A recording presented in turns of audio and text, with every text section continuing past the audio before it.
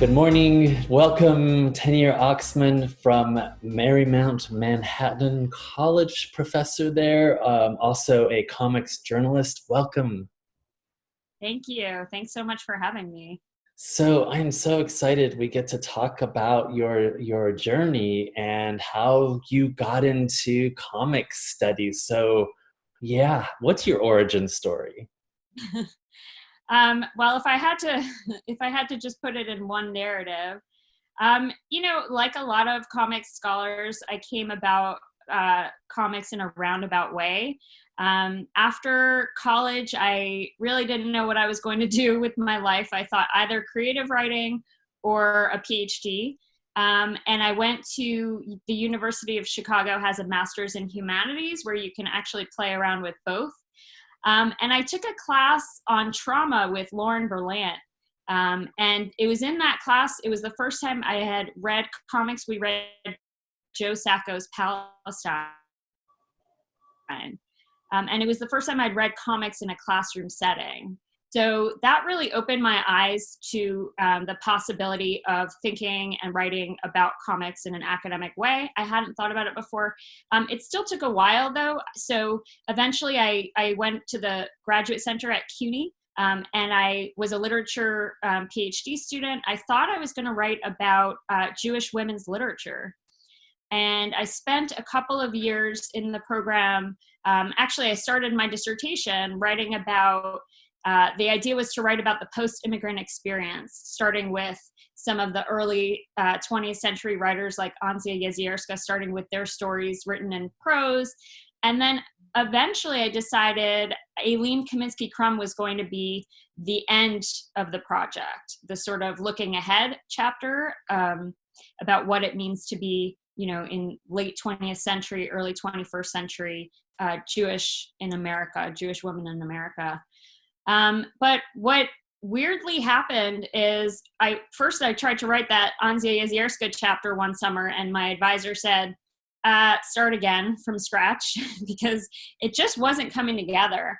And I started actually writing about comics. I started writing about Aline Kominsky-Crumb's works. And for whatever reason, I thought of myself as a memoir scholar for a while in my PhD program. Memoir studies was sort of my entree into literature, and all of the theoretical questions that I was thinking about just seemed more interesting and more the approach of looking at them through images and words, and even thinking about photography in prose memoirs, all of that just it came out a lot easier than writing about prose. And maybe it was fatigue from writing about prose for so many years. And then so I wrote this Aline Kominsky-Crumb chapter, and it was the work that everyone wanted to hear about. So I did a dissertation workshop, and everyone was kind of wowed about that particular paper. They wanted to know more. I delivered a paper at the MLA on a panel with Hillary Chute, actually a panel she put together on women in comics. And it was just the paper that not only was I having the most fun writing, but people were asking the most questions about and asking me to write more. I was very tentative, as you might imagine. I mean, I was already a memoir studies scholar, which is not going to get you a job anyway. Not that there were many academic jobs to begin with. And my dissertation advisor, Nancy K. Miller, she didn't have much background in comics. So a lot of that I had to do on my own. I really, I kind of studied from the ground up on my own. I studied a bunch of art history just to get some of that theory down. A lot of reading photography theory, I found very helpful for thinking about reading comics. And then, there were two crucial conversations. One was with my dissertation advisor. I said to her, I'm kind of thinking about what if I wrote more comics. I wasn't ready to say all on comics. And she said to me, you're going to triply marginalize yourself because you're writing about Jews, women, and comics. And I actually would add memoirs, the fourth, in certain circles, it's the fourth marginalization. And she said, but if it's what you want to do, that's what you should write about, because you're going to be spending a lot of time with that project. And then I remember encountering Hillary's Graphic Women when it first came out.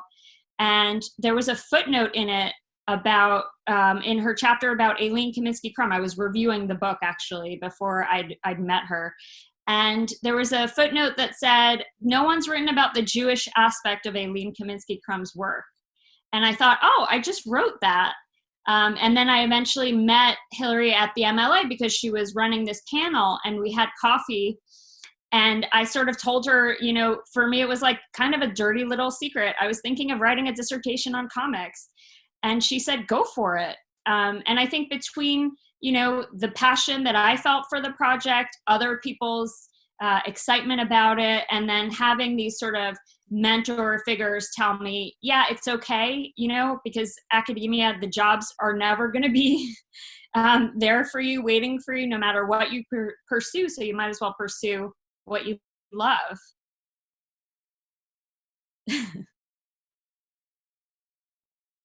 Yeah, that's absolutely true, and something I tell my students all the time. And it's, you know, you can't outguess the market. You just have to go with what you're passionate about. And in fact, how come boys get to keep their noses? Wow, what an incredibly awesome book that you ended up writing. And Columbia University Press, 2016. What were some surprises from dissertation to book, you know, in this process? Oh, that's such a great question. You know, I read William Germano's book about turning your dissertation into a book, which I found really helpful. So my advisor, Nancy Miller, she's a memoir scholar who she's written tons of scholarship, but she also writes memoir. So she really plays with hybrid writing styles. How Come Boys is not written in any sort of hybrid style. There's no first person in it. But as I was writing the dissertation, we were talking a lot, not just about the content, but about the writing itself. So while I was writing the dissertation, we were really talking about she loves quoting the Marianne Moore, write for cats and dogs, right? It's how I teach writing. You know, the best kind of writing is there's clarity and concision. That's from Robert Christgau, the music writer. He talks about that. How do you write in the most direct, straightforward way possible? So when I was writing the book, I'd already conceived of when I was writing the dissertation, I had already conceived of it as a book. So in that sense, it wasn't huge leaps and bounds to get from the dissertation to the book. There was a process of revision that happened. It was very intensive. I wrote, you know, I revised the book a month before I gave birth to my second child. So I was working like 12-hour days, just really sifting through the language. But because it was published in a serious gender and culture series that's not necessarily aimed at comics scholars, I tried to make it a book that would appeal and explain and help unravel some of the broader questions about comics, even an approach to comics that looks at it. In my introduction, I look at comics through the lens of literature, and particularly Jewish women's literature. So I use a lot of, as the frame, I use literary texts, Henry Roth to Philip Roth, as I like to think of it, a lot of male famous Jewish American writers, to think about where comics fits in and what sort of interventions there are possible.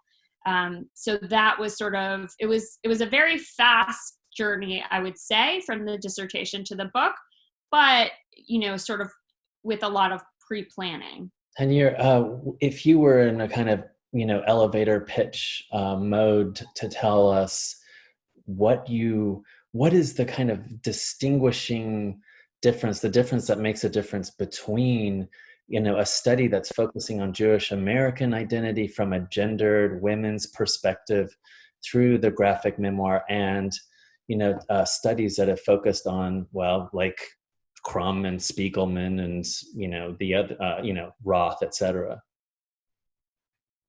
Okay, I'm not great at elevator pitches, as I've learned from teaching over Zoom. I'm very long-winded. But if I had to say in a nutshell, I'm interested in the question of categories. And the way I see it, I chose to focus on Jewish women's identity in comics and sort of how comics can help us think about categories more broadly. So I like to think of it as a starting point, or maybe even a blueprint for thinking about identity that could be applied to lots of other realms. And so I've always thought of the project that I was doing as really thinking about genealogy, about the limitations of categories, but also how categories, whether of identity or of medium, of mode, there's also something convenient about having them there and being able to think in that way. Comics, obviously, it's very visual, and it's very different to write about comics than it is to write about prose.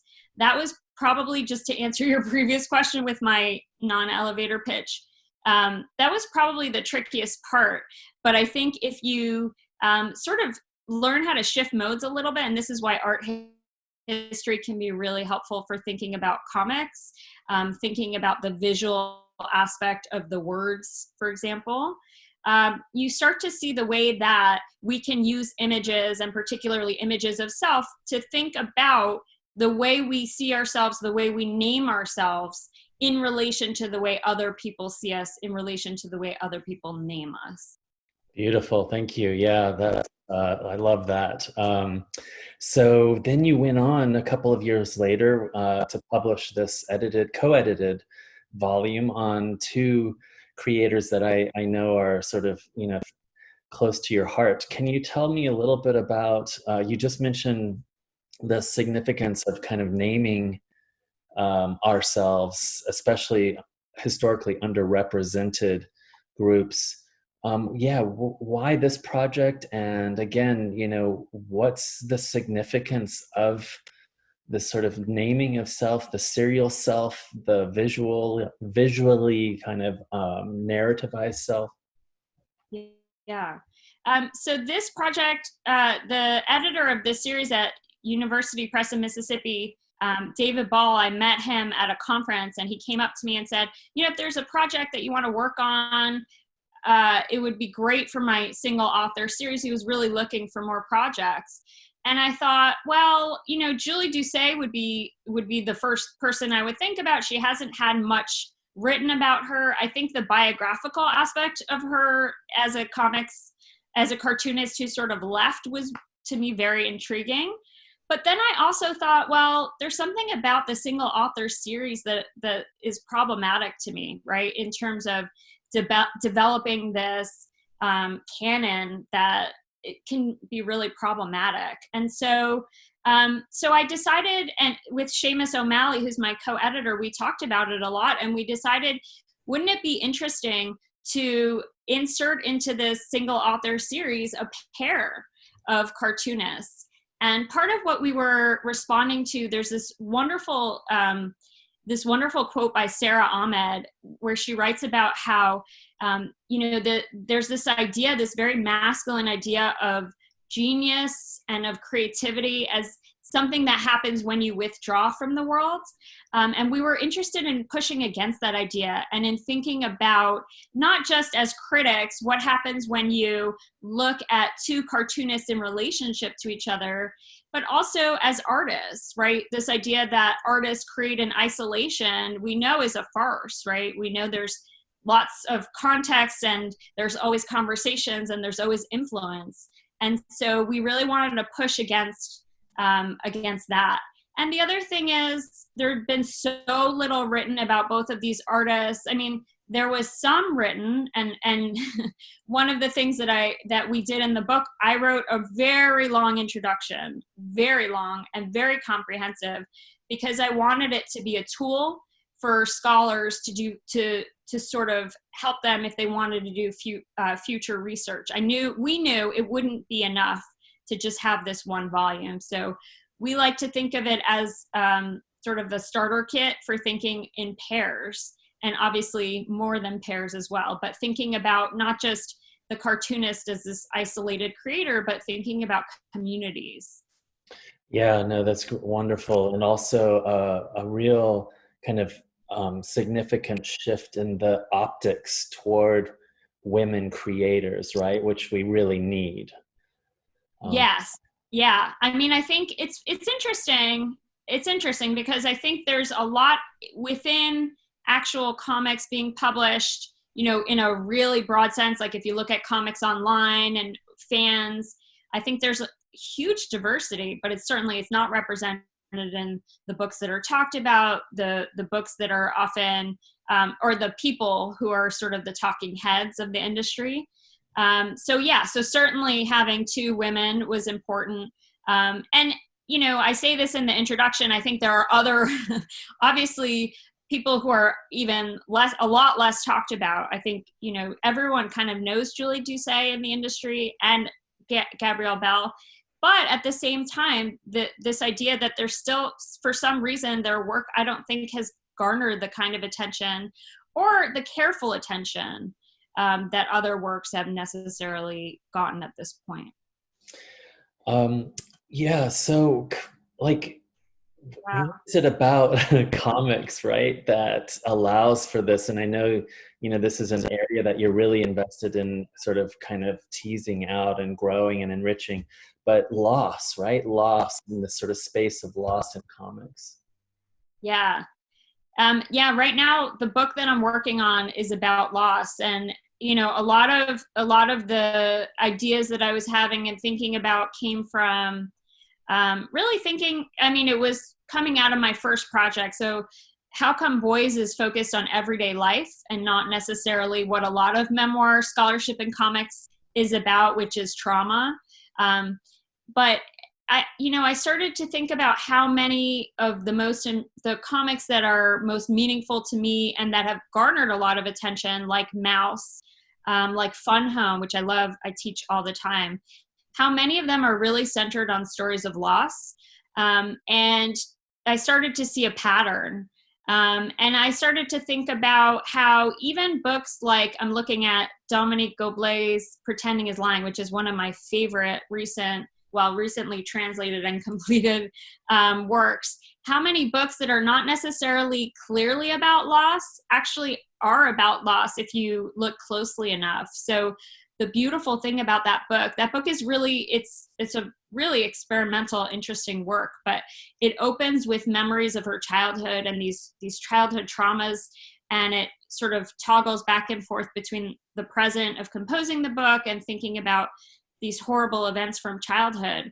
And right in the middle of the book, almost out of nowhere, there's this sort of memorial to her father who died while she was composing the book.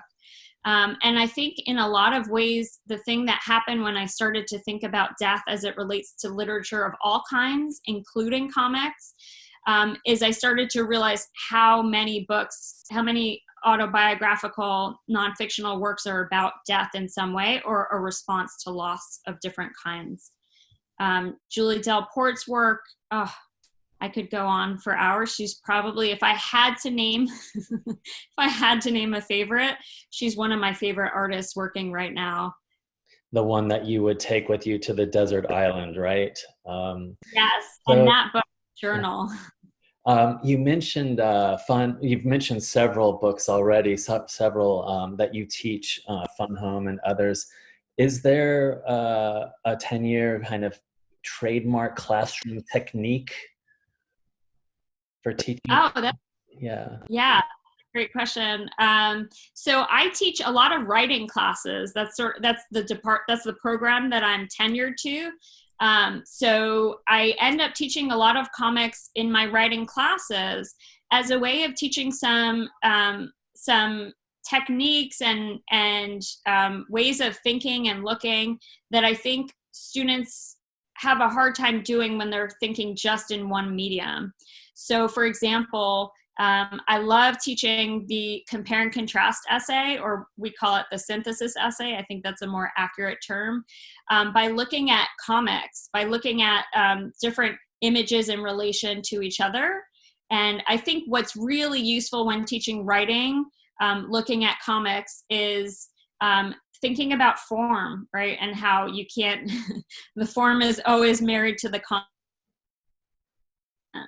In terms of a signature exercise, I teach New York City a first-year seminar almost every year, where I try to introduce students, and it's an introductory literature class where I'm also getting students to think about New York City. And in that class, I introduce them to different genres, and I always include different genres, and I include a comic.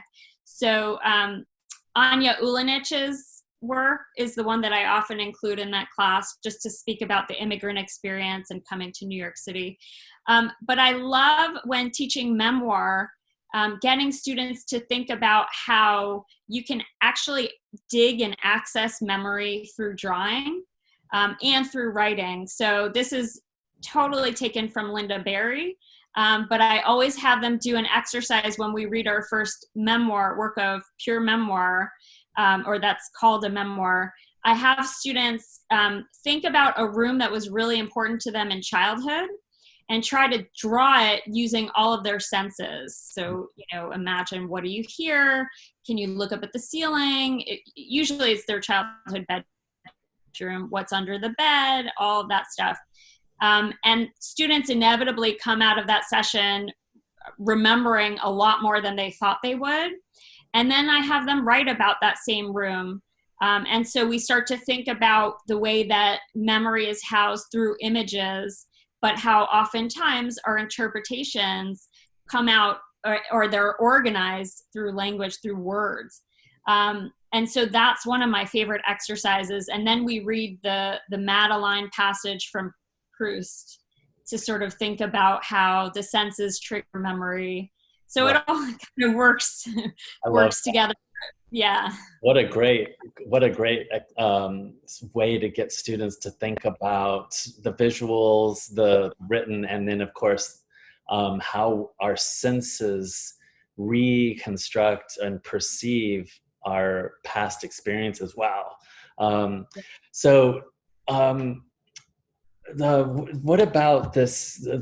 You've talked a little bit about your work, your new work, but I know you're working on this visualizing grief. You talked about space of loss in your work. Is there some other aspect of this that you would like to share? Yeah. So the new book is about experiences of, the genre could be called grief memoir, or the subgenre technically could be called grief memoir. So memoirs where grief is the focus. And I'm not only talking about comics, but I like to think about comics as sort of the starting point or the centerpiece for a lot of what I've been thinking about in terms of people's experiences of grief and grieving. So one of the central arguments that I have, having read lots and lots of these there are actually, a lot of them are behind me right now, these very sad, memoirs about the most intense, most painful part of people's lives that are put to paper. So one of the threads that I started to find after reading lots of these books was realizing that a lot of times experiences of grief are signposted through the visual. So what do I mean by that? What I mean by that is oftentimes the experiences that are common across these different stories, and of course every experience of grief is different, right? The circumstances are always different. The individual lost is always different. But what did I find that was the same? What were some commonalities? Well, there's the moment oftentimes of seeing the person's dead body in front of you or not seeing it, right? That's a really important moment. And that we can think of the private and the public. So the viewing of Emmett Till's body as sort of the beginning of thinking about visualizing the actual body and what it meant for his mother to make his body public in that moment. So that moment is very important. And when it's withheld from the person, when they don't get to see the body, that's a really important moment in these memoirs. There's the moment for people who lost a spouse or a child, coming to the home and looking at the objects around them and seeing objects that somehow look, or place that somehow looks different. So a lot of it is about the absence of seeing, of course.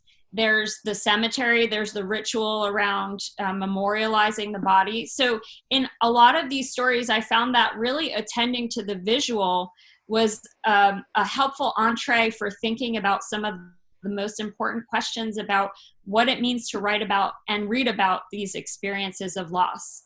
And I also, with this project, I thought a lot about that gap between what we see and what we know, which, philosophers have talked about for a very long time.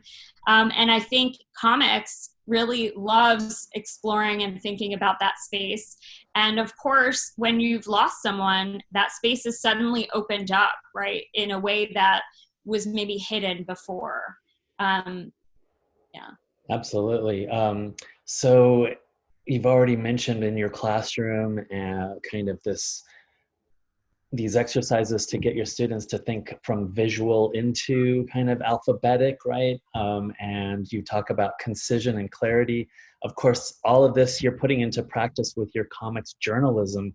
So yeah, tell us, this is a very different space to open for others, right? To do this kind of more maybe public, organic, intellectual work. Yeah, tell me a little bit about your comics journalism. Yeah, I love writing for the public about comics. For me, it's a really fun space. I started doing it in graduate school just so I could get free books, because with comics, I really wanted the book. I wanted to keep the book. I didn't want a library book that I would have to return.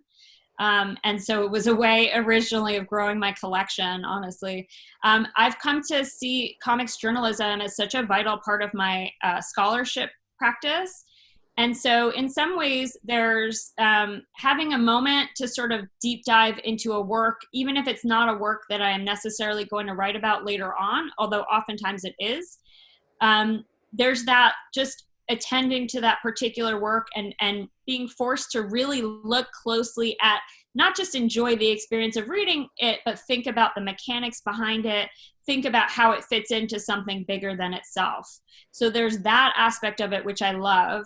I also, I think a lot about what's the connection between the work we do as scholars and the public, like who's reading what we're writing. So it is an opportunity, I think, to introduce a broader public to works that they wouldn't necessarily know about or gravitate towards for whatever biases or whatever reasons. So it is a kind of bridge, I think. And I like to think of it a little bit as this kind of activist project of mine, where I'm trying to write about books that maybe aren't getting a whole lot of, some of them are. Mira Jacob, actually, I interviewed her about Good Talk for Women's Review of Books. It was the first interview she did for her book. And now her book's actually gotten a lot of publicity and it's very popular. But generally speaking, a lot of the books that I write about aren't getting, and a lot of the people I'm interviewing aren't getting a whole lot of attention. So that to me is also really important. The frontier piece, A Mother's Walk, that's Lauren Weinstein, by the way, on the bottom right corner. So that's really important to me as well. And then also, I think it's really important to flex your muscles as a writer when you're a scholar. And I think it's something that's really helped me learn. And I teach now actually cultural criticism journalism class at Marymount every year. Next year, I'll be doing it every semester. It's one of my favorite classes to teach. So I think there's something really important about learning how to think on your feet about audience, how to really attend to audience, how to learn how to say something for different audiences in the best way possible, how to really think about and attend to language on the sentence level, and how to learn to write quickly, right? Like as scholars, we don't write quickly, and that's great, and that's part of the process, and it's really important to take your time and research everything and get it all right and get lots of feedback. But there is something lost there in terms of just, attending to a work and writing what comes out within a week or two of having read that. And I am I'm probably a very slow writer as a quote unquote journalist, which I don't think of myself as a journalist, but I do some literary journalism. I'm probably very slow compared to most people, but I think of it as really fast writing. Yeah, no, I'm totally with you completely. Absolutely. I think we can, there are places for both, right? Like you said, I imagine your class the one that you described that you give once a year must just like, the kids must just love it, right? Oh yeah, it's my you're not supposed to play favorites, but it's my favorite class to teach too. And we write about lots of things. We write about film and music. Part of the point of the class is to really just think about all of these different modes, and again, be able to write about them really quickly. So we do a lot of in-class responding to works. And part of what I want to teach them is, you see a work or you hear a piece of music, you have an immediate response, but then you also have some conversations with people, and then you also think critically about your response, and then you also think about context. So sort of the difference between those things, I think, is really important, and it's something you can practice in reviewing in journalism that I don't think scholarship leaves a lot of room for that kind of thinking about initial reactions in the same way. Wow. I want to take your class. So, gosh, Tahneer, thank you so much for gifting us your time. I learned so much. And yeah, here you are, professor, comics journalist, scholar, really changing the world. Thank you. Thank you so much for having me. And I love reading your works and all of your incredible scholarship that just keeps growing. Well, I'm trying to keep up with you.